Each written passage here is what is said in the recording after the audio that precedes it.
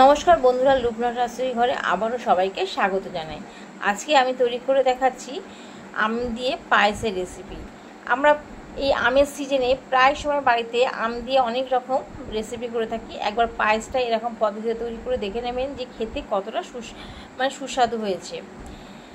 আমের পায়েসটা তৈরি করার জন্য প্রথমে একটা কড়াই বসিয়ে দিয়েছিলাম। ভালো করে গরম করে নেওয়ার পর তাতে দিয়ে দিলাম 1 চামচ ঘি। ঘিটা যখন মেল্ট হয়ে গেছে দিয়ে দিলাম পরিমাণ মতো 1 মুঠো কিশমিশ আর 1 মুঠো অ্যালমন্ড। অ্যালমন্ডটাকে আগে থেকে জল দিয়ে ভিজিয়ে খোসা ছাড়িয়ে নেওয়ার পর ছোট করে টুকরো করে কেটে নিয়েছিলাম।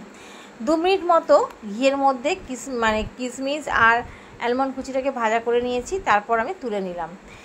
এবার ওই একই কড়াইয়ের ঘিয়ের মধ্যে দিয়ে দিলাম 1/2 লিটার ফুল ফ্যাট মিল্ক দুধটাকে দিয়ে ভালো করে প্রথমে মিশিয়ে নিতে হবে, যাতে কড়ার কোথাও যেন দলা পাকিয়ে না যায়। 2 মিনিট হাই ফ্লেমে ফোটানোর পর দুধের মধ্যে যখন ফুটতে শুরু করেছে তখন গ্যাসের ফ্লেমটাকে আমি মিডিয়াম টু লোতে করে দেব। আরও 5 মিনিট ফুটিয়ে নেব যাতে দুধটা একটু গাঢ় হয়ে আসে। 5 মিনিট ফুটিয়ে নেওয়ার পর আগে থেকে ভিজিয়ে রাখা গোবিন্দভোগ চালটা আমি দুধের মধ্যে এখন দিয়ে দিলাম। এখানে 500 ml দুধের জন্য আমি 25 গ্রাম গোবিন্দভোগ চালটা ব্যবহার করেছি। আর এই 25 গ্রাম চালটা আমি সম্পূর্ণটা ব্যবহার করিনি। 1 চামচ মতো, 4 চামচের 1 চামচ আমি রেখে দিয়েছি অন্য সময় ব্যবহার করব বলে। স্বাদ মতো লবণ দিয়ে দিয়েছি খুব সামান্য পরিমাণে। আর যে 1 চামচ চালটা রেখে দিয়েছি সেটাকে আমি পেস্ট তৈরি করে নেব।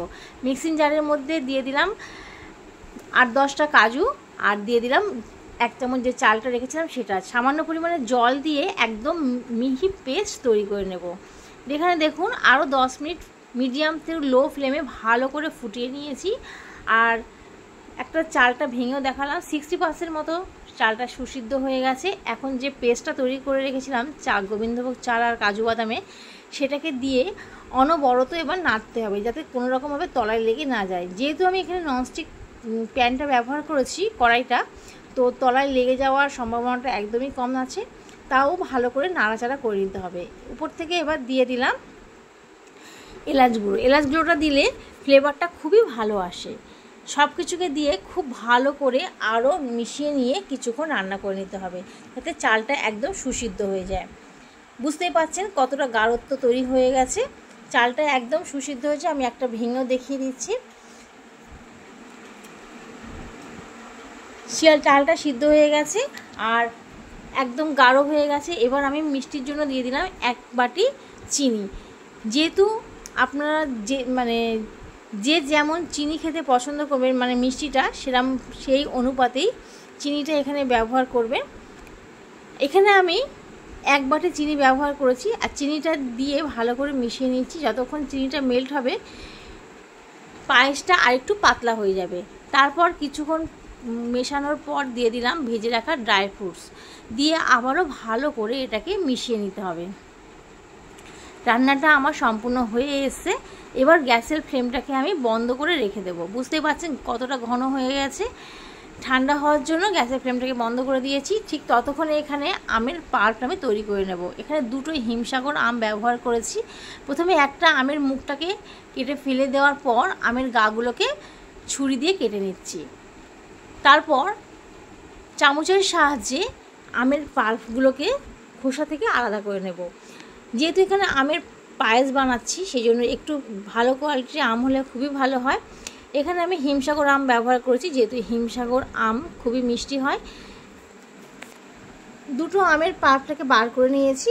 তারপর ভালো করে মিক্সিতে ঘুরিয়ে নিয়েছি। কড়াই বসিয়ে দিয়েছি, একটা ফ্রাই প্যান বসিয়ে দিয়েছিলাম। গরম হয়ে যাওয়ার পর মিহি করে পেস্ট করে রাখা আমের পাল্পটাকে দিয়ে ভালো করে এটাকে মিশিয়ে নিচ্ছি। আমের পাল্পের মধ্যে যে জলজলার ভাবটা আছে যতক্ষণ না শুকিয়ে যায় ততক্ষণ এটাকে ভালো করে মিশিয়ে নিতে হবে। 2 থেকে 3 মিনিট ভালো করে জাল দেওয়ার পর দেখতে পাচ্ছেন কতটা শুকিয়ে এসেছে। যে জলটা ছিল আমের মধ্যে সেটা একদম শুকিয়ে গেছে।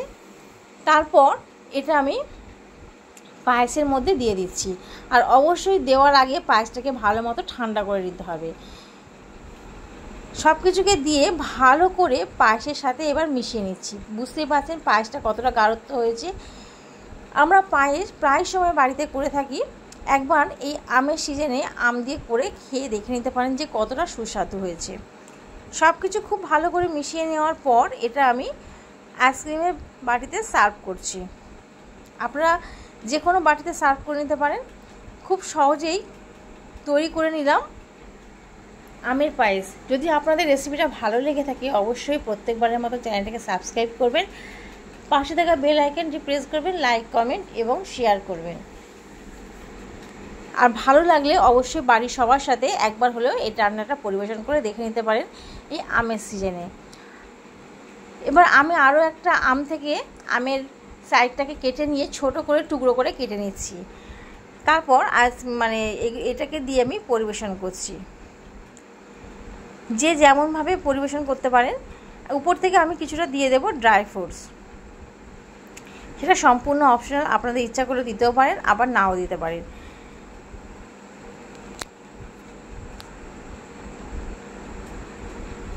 আমি উপর থেকে দিয়ে দিচ্ছি পেস্তা কুচি আর কিছুটা অ্যালমন্ড কুচি। দেখুন দেখতে কতটা সুন্দর হয়েছে। দেখতে যতটা সুন্দর হয়েছে এই রান্নার স্বাদটাও ঠিক ততটাই ভালো হয়েছে। আজকে তাহলে এই পর্যন্ত। আমি আবারও হাজির হয়ে যাব অন্য কোনো দিন অন্য কোনো রেসিপি নিয়ে।